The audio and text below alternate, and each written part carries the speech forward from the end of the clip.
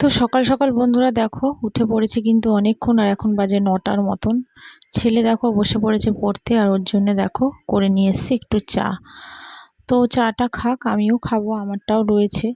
তো একটু ভাত বসাচ্ছি, তাই সেই কারণে ওর সামনে আর বসতে পারলাম না, ভাবলাম আগে ভাতটা বসিয়ে তারপরে শুভ চাটা খাবো। সকাল আমার প্রিয় বন্ধুরা, তোমরা সবাই কেমন আছো? আশা করছি সবাই খুব ভালো আছো। আমরাও কিন্তু মোটামুটি ভালো আছি। আজ হচ্ছে তোমার শনিবার, আর এখন বাজে হচ্ছে সকাল 11টা, আর এখন থেকেই ব্লগটা স্টার্ট করছি। তো আজকে জানো তো অনেক সকালে উঠেছি। সকাল বলতে ওই তোমার 6টার মতন। আর ছেলে তো পরীক্ষা তোমাদের বললাম, তো সেই কারণে আন্টি এখন একটু সকাল সকাল আসছে। আর আজকে আরও সকালে আসবে বলে বলেছিল, মানে ওই 8টার সময় আসবে বলেছিল। তো ছেলেতে জানো তো একদমই উঠতে চাইছিল না। 7টার সময় ছেলেকে ডেকে দিয়েছি, তো ও তো উঠবেই না। তো অত সকালে বলো বাচ্চারা উঠতে পারে? তো যাই হোক, আগে যখন মর্নিংয়ে স্কুল ছিল তখন তো তোমার 6টার মধ্যে উঠে পড়তো, কিন্তু এখন তো ডেতে স্কুল হয়ে গেছে, সেই কারণে এখন একদমই তোমার তাড়াতাড়ি উঠতে পারে না। ওই উঠতে উঠতে 8:30টার মতন বেজে যায়। তো যাই হোক, উঠিয়ে দিয়েছিলাম, কিন্তু ম্যাম একটু লেটে এসছে, 9টার সময় এসছে। তো খুব রেগে গেছে, বলছে ম্যাম তাহলে কেন বললো যে 8টায় পড়াবে, ম্যাম 9টায় আসলো। তো যাই হোক, একটু পড়েছে আর ম্যাম এসে পড়িয়ে গেছে। তো এখন কিন্তু একটুখানি ও ঠাকুমার ঘরে বসে একটু কার্টুন দেখছে। তো দেখুক। আর এখন দেখো আমি কিন্তু একটু চা খেয়ে নিচ্ছি। তো চাটা তোমার করেছি অনেকক্ষণ আগেই, খাবো খাবো করে খেতে পারছিলাম না। তো স্নান হয়ে গেছে, তো এখন কিন্তু ঘরের কাজ করব। আর একদম জানো তো এত ক্লান্তি লাগছে, মানে ঘুমটা রাত্রে সেরকম ভালো হয়নি, তার মধ্যে সকাল সকাল উঠে পড়তে হয়েছে। সেই কারণে একদম শুধু ঝিমানি পাচ্ছি। ঝিমানি পেলে তো হবে না বলো, সংসারে তো কাজ করতেই হবে। আর আজকে ঘরের সমস্ত কাজ টাজ সেরে যাবো আবার ডাক্তার দেখাতে। কারণ কি বলো তো, আমার না এই তোমার বাঁ হাতটা হঠাৎ করে তোমার ভীষণ যন্ত্রণা হচ্ছে। মানে পুজোর সময় ছেলেকে যখন ডাক্তার দেখাতে গেছিলাম, মানে ওই ধরো আজ থেকে 3 মাস আগের কথা বলছি, ছেলের একটা রিপোর্ট দেখাতে গেছিলাম। তো সেখানে ডাক্তারখানা দেখাতে গিয়ে তো লোহার যে রেলিংগুলি আছে না, সেটা না আমার এই হাতটাতে বা হাতে লেগেছিলো।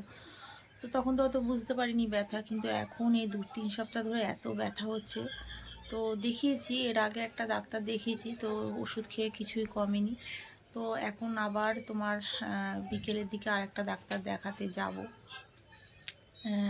গেছিলাম শনিবার দিন, এর আগে শনিবার দিন গেছিলাম, কিন্তু ডাক্তারবাবু বসেনি। তো আজকে আবার ছেলেকে নিয়ে যাব। তো চলো, তোমরা কিন্তু দেখতে থেকো আর আমার পাশে থেকো। আর এখন তো ঘরে কাজগুলি করব, রান্নাও করব। তো চলো দেখতে থাকো। তো এবার দেখো ঘরের কাজগুলি কিন্তু করে নেবো, আর ঘরের অবস্থা তো দেখতেই পাচ্ছ, অগোছালো হয়ে রয়েছে। তোমাদের দাদাভাই উঠে চলে গেছে। তো এখন কিন্তু আমি ঘরটাকে পুরো পরিষ্কার করে নেব। চারিদিকে দেখো জামা কাপড় চাদর বালিশ সমস্ত কিছু ছড়িয়ে ছিটিয়ে আছে, তো সেগুলি দেখো পরিষ্কার করে নেব। তো পরিষ্কার দেখো করেও নিলাম, একদম পুরো ঘর ঠর সব পরিষ্কার করে নিয়েছি।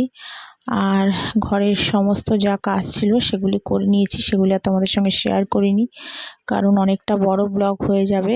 আর রান্নাটাও আজকে সেরকমভাবে তোমাদের সঙ্গে শেয়ার করিনি, কারণ কেন বলো তো, আজকে একটু তাড়াতাড়ি কাজ করছিলাম। কারণ তোমাদের তো বললাম একটু বিকেলের দিকে ডাক্তারখানায় যাব। তো বেরাবো হচ্ছে ওই 4টে 4:30-র দিকে। তো সেই কারণেই একটু তাড়াতাড়ি করে কাজগুলি করে নিচ্ছি। আর ভিডিও তো করতে জানো একটু তো সময় লাগে।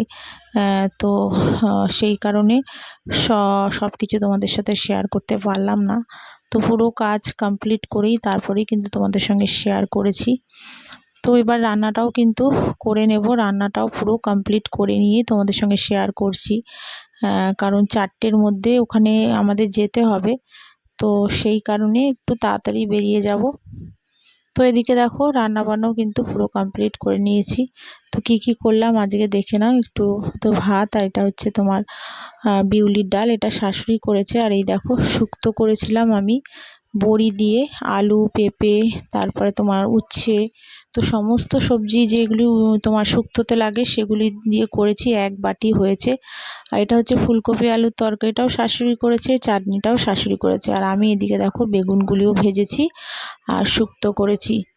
তো এসব রান্না টান্না করার পরেই কিন্তু তারপরে খাওয়া দাওয়ার পরেই কিন্তু বেরিয়ে গেছিলাম ডাক্তারখানায়। ডাক্তার দেখিয়ে এসে তারপরে দেখো একটু চা খেয়ে এখন কিন্তু পুরো সন্ধ্যাবেলা, মানে এখন হচ্ছে তোমার বাজে হচ্ছে ওই 8টা সাড়ে 8টার মতন। তো এবার দেখো লাইটিংগুলিও একটু লাগাচ্ছি, কারণ পরের দিনকাই তো সরস্বতী পুজো। তোমাদের দাদাভাই আর ছেলে চলে গেছে ঠাকুর আনতে, তো সেই কারণে আমি কিন্তু দেখো লাইটগুলি কিন্তু দেখো লাগিয়ে নিচ্ছি। আর শাশুড়ি ঘরেই এখানে পুজো হয়, কারণ আমার ঘরটা তো খুব ছোট, তো সেই কারণে শাশুড়ি ঘরেই কিন্তু সমস্ত পুজো টুজোগুলি হয়। তো ছেলে বলল, মা একটু লাইটগুলি আগের দিনকে একটু, মানে যে কোনো পুজো, লক্ষ্মী পুজো বলো সরস্বতী পুজো বলো, আগের দিনকায় কিন্তু লাইটটা লাগায়। আর দেখো লাইটিং লাগিয়ে নিয়েছি, আর এদিকে দেখো ঠাকুর নিয়েও ছেলে চলে এসছে। তো কেমন লাগলো বন্ধুরা ব্লগটা জানিও। আর আজকে খুব একটা বড় ব্লগ দিতে পারলাম না, একদমই ছোট। এখন এরকমই কদিন একটু ছোট ছোট ব্লগ দেবো, তো তোমরা প্লিজ দেখে নিও। আর ভালো লাগলে একটা সাবস্ক্রাইব করে আমার পাশে থেকো, আর যারা করেছো তাদের অসংখ্য ধন্যবাদ। তাহলে চলো টাটা।